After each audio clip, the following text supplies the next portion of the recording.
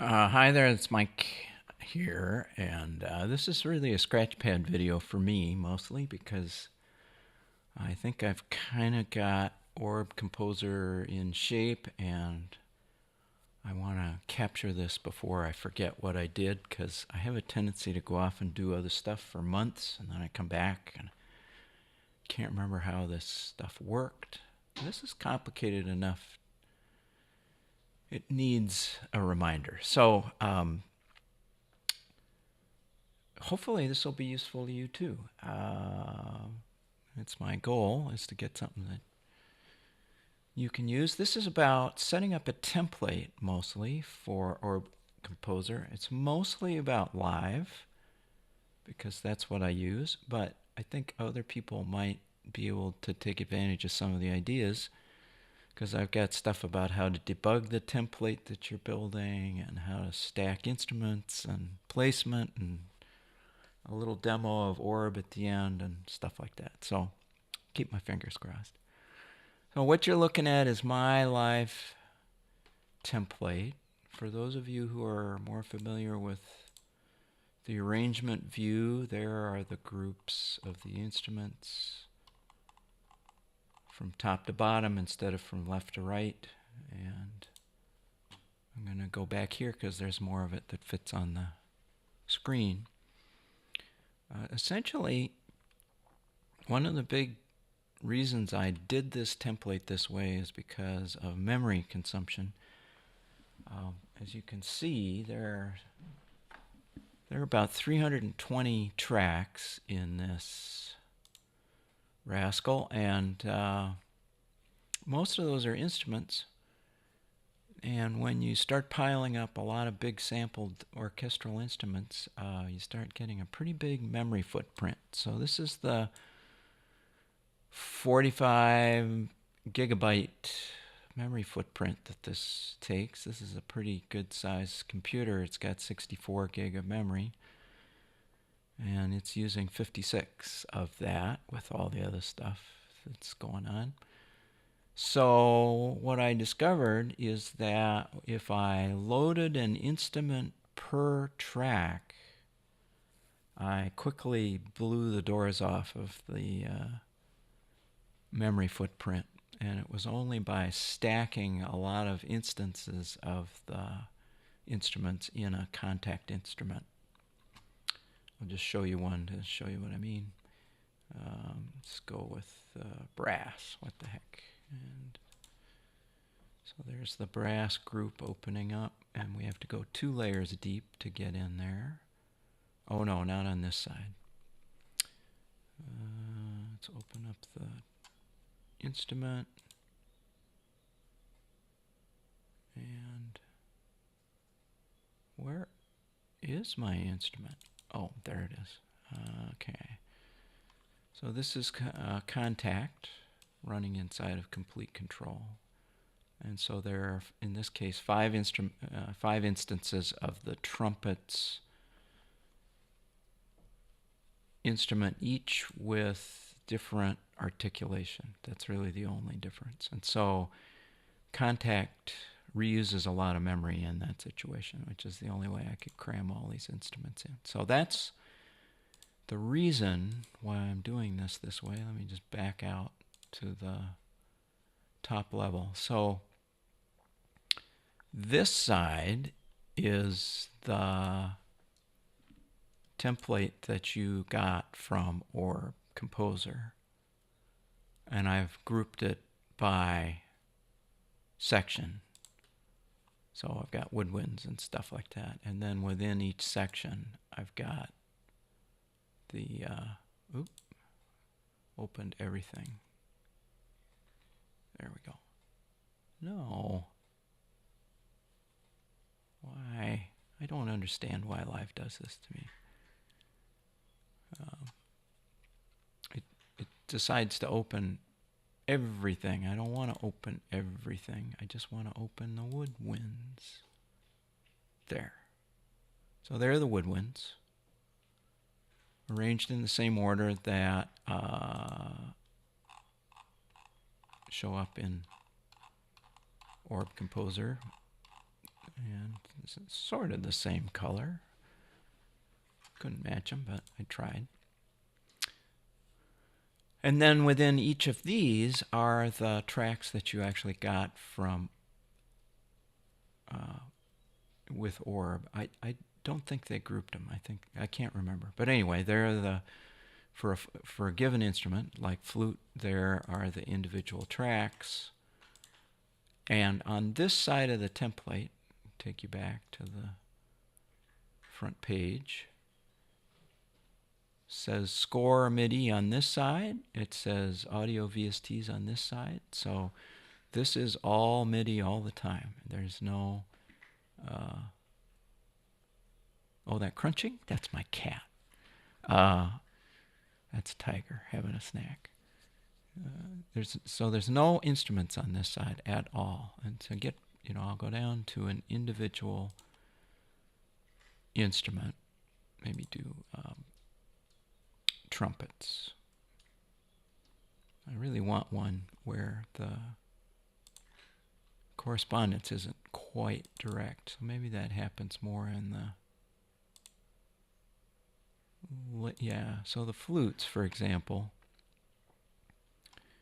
come in on different channels, because what Orb is doing is they have got a single instrument that does piccolo on 1 through 6, flute on 7 through 12, and then the alto flutes pick up 13 through 16, and then start on Orb 7, channel 1 and 2. This got me completely crossed up, so I didn't do it that way. Since I'm doing one instrument for the alto flute, I just number them sequentially within the instrument, like that. So that's how I did that. But the notion is that this side, the left side, is all MIDI. And the right side, just to go to the corresponding instrument, we'll go to the flute. Here's the flute. Has, again, instances of contact flutes.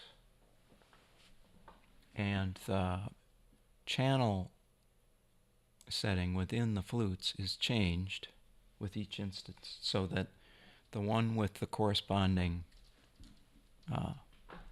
articulation is listening on the right channel, the correct channel. So this one's listening on channel 1, this one's listening on channel 2, and so on. And then the articulation is set down here. So this one's the staccato one. I started labeling these with channel numbers and the articulation so I could keep things straight. Otherwise, what you have is a stack of 6 devices with the word flutes, and it's hard to remember what's going on. So this is my labeling. That might not be a bad idea. And so that's the path. Let me leave that. I'm going to scoot that off to the side. We'll go back to the woodwinds on the MIDI side and look at the flute legato, which is going to 298, the flute legato instrument. One of the reasons that I put those there on the left is because then they sort all the way to the bottom, and it's easier to pick them. Because otherwise, you can see how tall this is. It's, it goes on and on and on and on and on and on and on. So after a while, you get tired of scrolling. So that's why I put the actual instrument tracks on the left and thus at the bottom of the list. And so that's what's going on there. And then the track is assigned.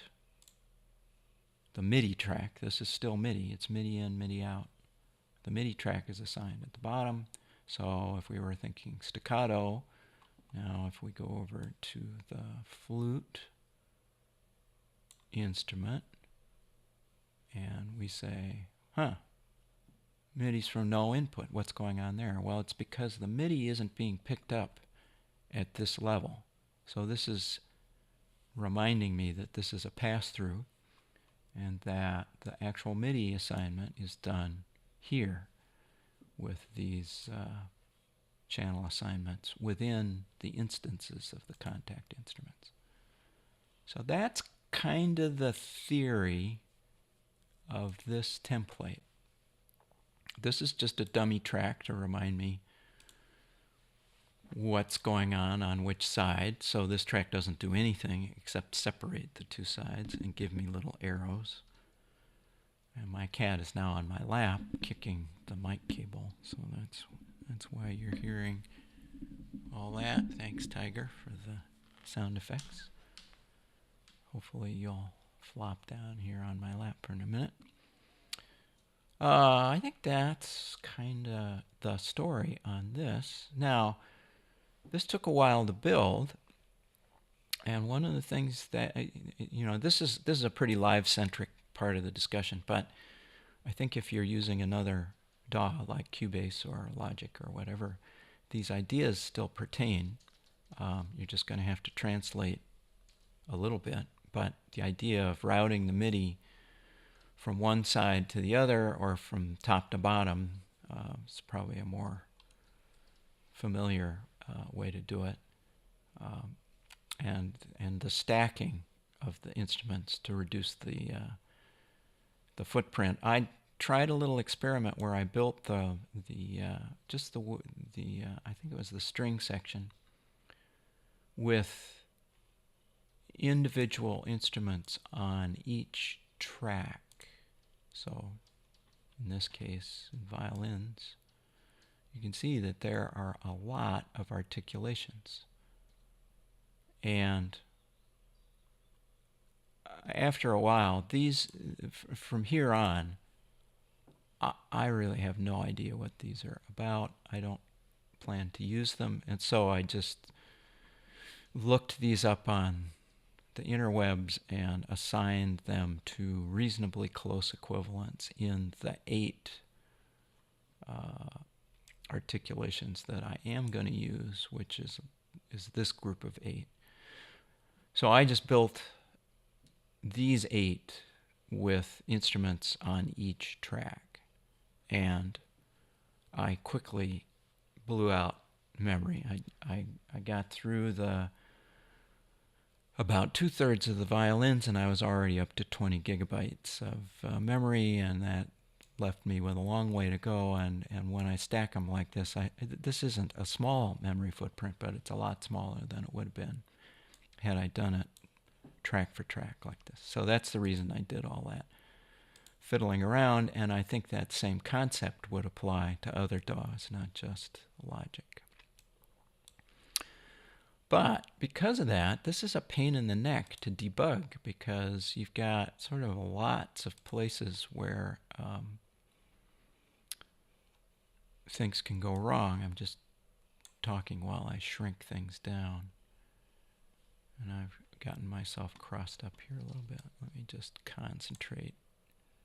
There are the flutes, closing them up now. I can close up the woodwinds. Okay, now we're back to ground zero.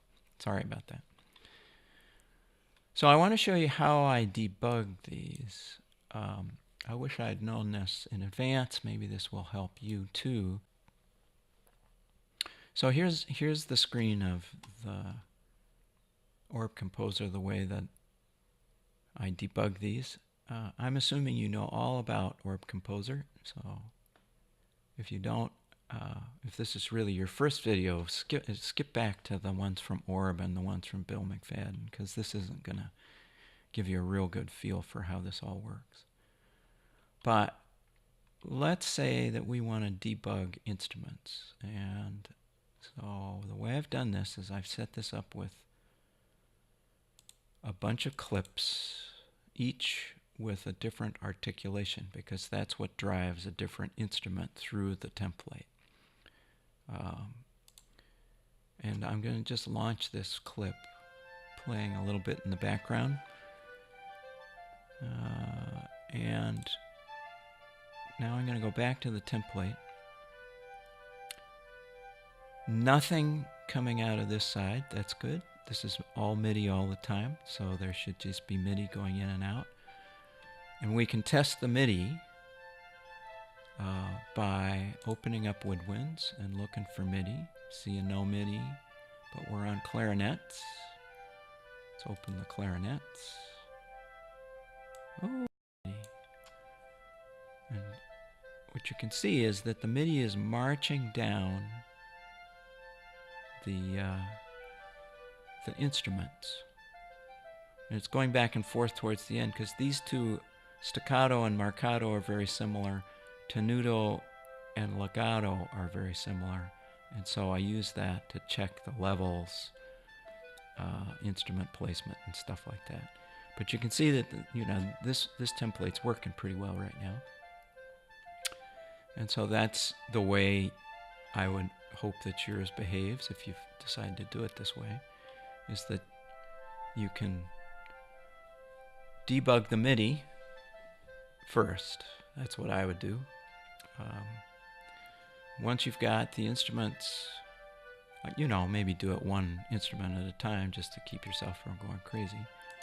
And certainly at the beginning I'd do that. Now over here we have the woodwinds showing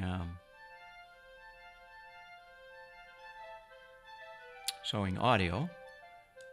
Open them back up again. And, hopefully we've got clarinet audio. We do. We have clarinet audio. And there's nothing more to open up because remember, there's only one instrument on this track. That's the stack of clarinets. And here I'm stacking several instruments together because, again, the more I can stack, the more memory I can save. And so in this configuration, I've got the 5. And you can see that the instruments are marching down the stack of 5, which is also the way it's supposed to look.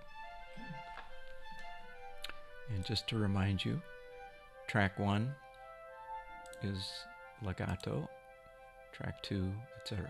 You can see how it's working its way through, and this is the way that I tuned up the levels and the articulation,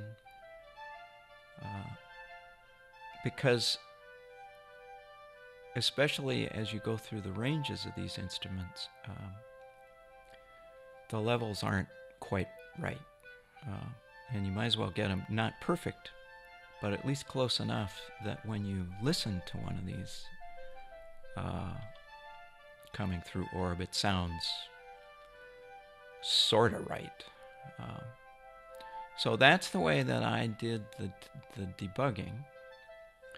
And then the last thing that I did is by having them grouped like this, I could come along and take an instrument placement thing and use that as a sketch pad to set the panning so that the instruments come out in more or less the right place in the sound space. Again, you wouldn't treat this as final, but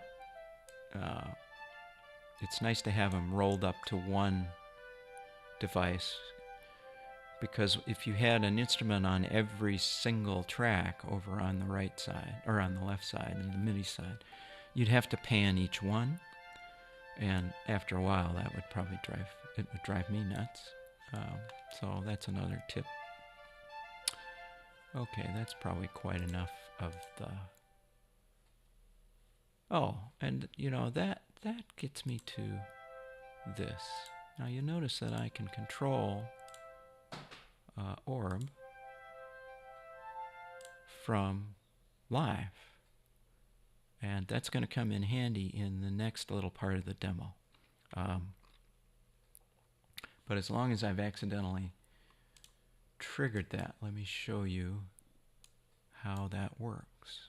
So you go into the MIDI preferences, and what This is in the documentation. This actual same exact picture is in the documentation, but I didn't believe it. I was expecting Orb to drive live, but it's the other way around. Live is sending sync to Orb. And it's also seemingly sending remote, although that's not turned on. But, you know, it's doing the start-stop stuff as well. So that works. If you're having trouble with it, don't despair. That's proof that that works. And the reason that's handy is now I'm going to do a little Orb demoing. I guess the last thing about this is once you've got the clarinets done, or whatever instrument you're working on, you can now use these same ones to debug other woodwind instruments. So now if we play this, we're going to get clarinets, hopefully. Oop, I'm not soloed there. And we've got woodwinds. And we've got bassoons. Or no, clarinets. Because this is the bass clarinets, I guess. I don't know. What is this? Yeah, bass clarinet. So you can see that you can use, you don't have to do this over and over again. Once you've got these built, you can push them up and down this stack. When you get to the fiddles, you got to do a different thing, because there's a whole lot more articulations in the string section than there are in the brass. Okay, that's enough of that. I'm going to take this out. This is another handy thing. It took me a while to discover. If you're like me and you tend to drag from outside the box, you can't do this. But if you do it inside, you can grab multiple things. You can't. I can't slide them up and down, but I can at least delete them all. So let me explain the next part of this demo. This is a little demo of Orb, and what you can see is that this is in 2/4 time, which right now you can set up here, and when a later version of this comes out, there's going to be the ability to set it measure by measure, but for now this works fine. I got some help from Richard at Hexachord on this one, because I was trying, this tune is written in a chord every other measure, every other beat, I guess. 2 chords per measure, and that's the way, by going to 2/4 time, that's the way you can get 2 chords per measure. So I've pounded in the chords, and I've loaded the melody. I'll show you how you load a melody. It's easy. It's already in there, but I'm going to do it over again because I want to remind myself. So I do, then that nothing happens. Now you have to do it again. There's no melody. You go looking for melodies, and this is the one I'm using. You load it. Ta-da. Since I don't want new chords and I don't want new melodies, I just want instruments and notes. That's the button to click. If you click this one, you'll erase the chords and the melody that you've already put in. That would be tedious. But there you are. There's an orchestral part. Here's what it sounds like.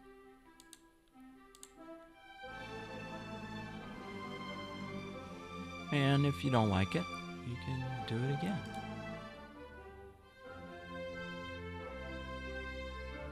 And it's kind of a waltz. That's a little bit more the way I composed it. And ta-da! That's a pretty good sketch of a orchestral arrangement. Sort of medium everything, I think. Momentum, intensity, space. I'll show you what happens when you crank it. I kind of like them when they're cranked down, because my stuff is, shift gets you do them all at once. Okay, so now nothing's changed until you pound that again. You've got a lot sparser set of stuff. Now if we go the other way, oops, shift.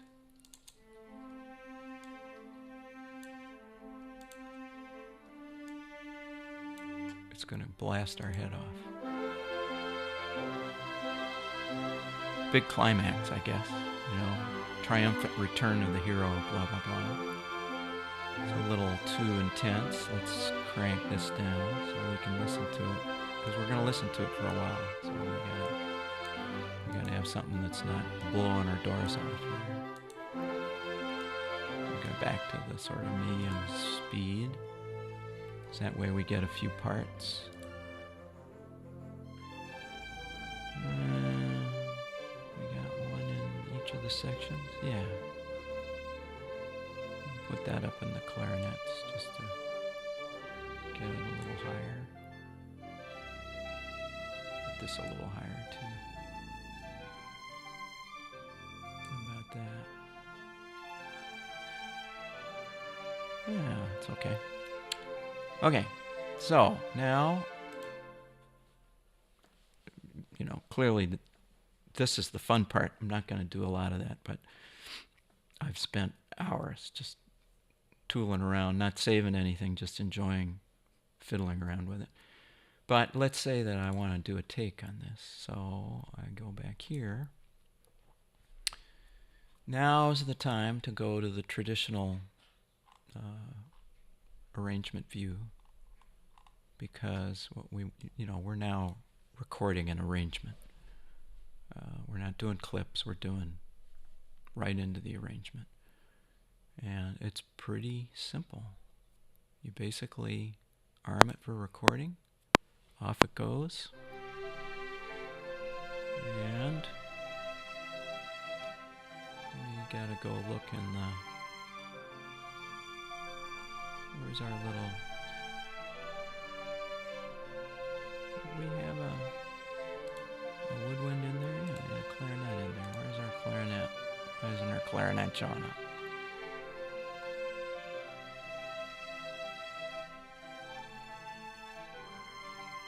Oh, maybe it doesn't show up while it's recording. Well, we're going to get to bar 16 here pretty quick, so I'll just stop.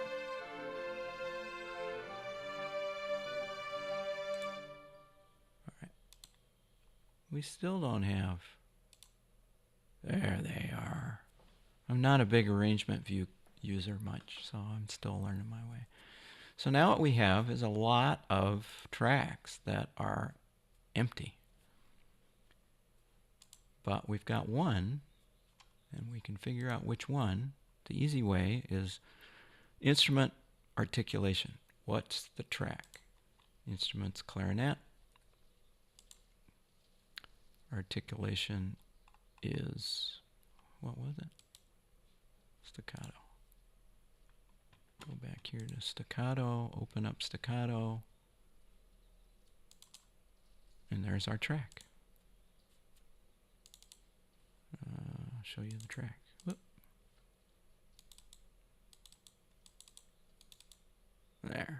There's our track. Easy as cake. That's how you go all the way through the workflow with Orb in live. And I think that's enough of a reminder for me to remember how to do it. I mean, clearly then the workflow is from here. You take out all these unused tracks, take out all the unused instances in the instrument tracks. If you really wanted to save memory, you'd go through and yank out everything except the instruments that are actually playing. This seems pretty stable with all those instruments, so I may just leave them in. But if things get crazy, then that would be the way to take the memory footprint down, and then do detailed editing here, change the articulations and all that stuff. But in terms of getting a really fast piece of work done for an orchestral composition, this is pretty slick. I like it a lot. Way to go, you hexachord folks. I think that's it. Hope you enjoyed it. Maybe I'll do some more if I can figure out something that's useful.